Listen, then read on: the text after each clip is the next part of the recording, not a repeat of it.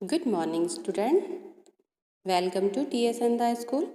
बच्चों, आज हम कक्षा 3 की हिंदी पाठ्य पुस्तक नीलमणि का पाठ 4 पढ़ेंगे, जिसका शीर्षक है टपके की कहानी। यह एक लोक कथा है। लोक कथा का मतलब होता है ग्राम्य लोगों में, ग्राम्य लोग मतलब गाँव में जो लोग रहते हैं उनमें प्रचलित कोई प्राचीन या पुरानी गाथा या कथा। तो आज बच्चों इस कहानी को हम शुरू करते हैं। एक बुढ़िया थी, वह एक कुटिया में रहती थी। जब बरसात का मौसम आया तो बहुत जम के बरसात हुई। इतनी बरसात हुई कि बुढ़िया की सारी कुटिया टप टप टपकने लगी। इतनी ज़्यादा टपकी कि चारों तरफ पानी के छोटे छोटे ताल तलैया बन गए। पानी के इस तरह टपकने से बुढ़िया बेचारी को बहुत परेशानी होती थी। पानी टप टप टप उसके बदन पर टपकता तो वह बहुत दुखी हो जाती। एक बार की बात है, रात का समय था। एक शेर रात का समय गुजारने के लिए बुढ़िया की कुटिया के पीछे की तरफ जा छिपा। इतने में बुढ़िया के पैर में ठोकर लगी और वह पानी से भरे गड्ढे में जा गिरी। वह शरीर में लगा कीचड़ छुड़ाती हुई बोली, मैं शेर से नहीं डरती, मैं बाघ से भी नहीं डरती। अगर मुझे डर लगता है तो सिर्फ टपके से। बुढ़िया को इस तरह से बोलते सुनकर शेर सोच में पड़ गया। यह बुढ़िया ना तो शेर से डरती है ना बाघ से, लेकिन टपके से डरती है। देखो तो सही, यह टपका है कौन। इतने में ही बुढ़िया की पीठ पर पानी की मोटी सी बूंद टपकी। दुखी होकर बुढ़िया बोली, मैं शेर से नहीं डरती, मैं बाघ से भी नहीं डरती। अगर मुझे डर लगता है तो सिर्फ टपके से। बुढ़िया को इस तरह दोबारा बोलते सुनकर शेर घबरा गया और टपकती बूंदों से बचने के लिए दुम दबाकर जंगल की तरफ भाग गया। रास्ते में बरगद का पेड़ आया। बरगद के पेड़ पर एक बंदर बैठा था। वह सर्दी से काँप रहा था। पेड़ के नीचे ही एक मुसाफिर चादर ओढ़कर बैठा हुआ था। शेर को इस तरह से दौड़ते देखकर बंदर ने पूछा, शेर भाई, वनराज होकर भी आप इस तरह कांपते कांपते कहाँ जा रहे हैं? शेर ने जवाब दिया, मुझे टपके से बहुत डर लग रहा है। उधर एक बुढ़िया बोल रही थी, मैं शेर से नहीं डरती, मैं बाघ से भी नहीं डरती। अगर मुझे डर लगता है तो सिर्फ टपके से। उस बुढ़िया को इस तरह से बोलते देखकर मेरे तो डर के मारे प्राण ही निकले जा रहे हैं। शेर की बात सुनकर बंदर को भी बहुत डर लगा। पेड़ के पास शेर को इस तरह खड़ा देखकर पेड़ के नीचे बैठे उस यात्री को भी डर लगने लगा कि कहीं यह मुझे ही ना खा जाए। इसलिए उसने पेड़ पर चढ़ जाने का फैसला किया।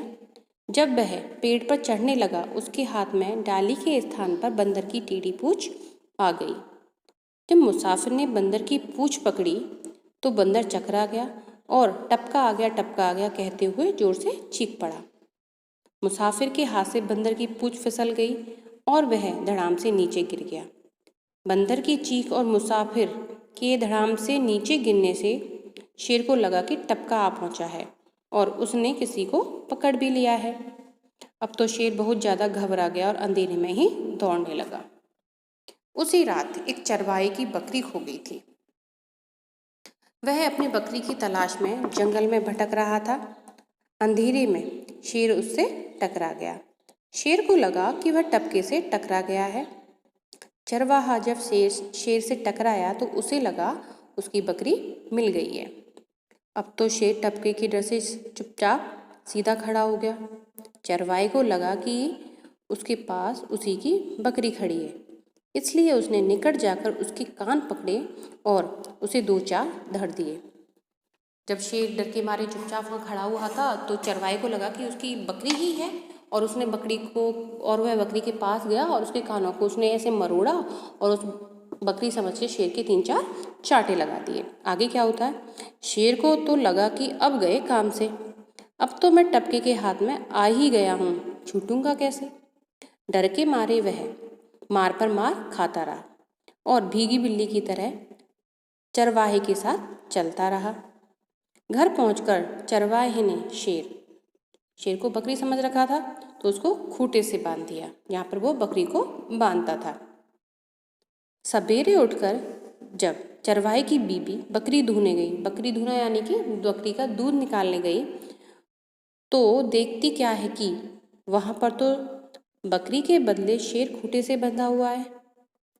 चरवाहे की बीबी ने चरवाहे को बुलाकर सारी बात बताई, तो यह विश्वास होने पर कि यह तो वाकई शेर ही है, उसने दूर से ही एक छड़ी की मदद से खूंटे से बंधी रस्सी को काट डाला और दोनों घर के अंदर जा छिपे। उन्होंने देखा कि वाकई में वहाँ तो बकरी की जगह पर शेर बंधा हुआ है। तो उनको भी डर लगने लगा कि ये क्या हो गया, अगर हम शेर के पास जाएंगे तो शेर हमें खा जाएगा। लेकिन उनको ये नहीं पता था कि शेर तो टपके की डर की वजह से भीगी बिल्ली बना हुआ था। तो चरवाहा और उसकी पत्नी क्या करते हैं, दूर से ही उसकी रस्सी को काट देते हैं।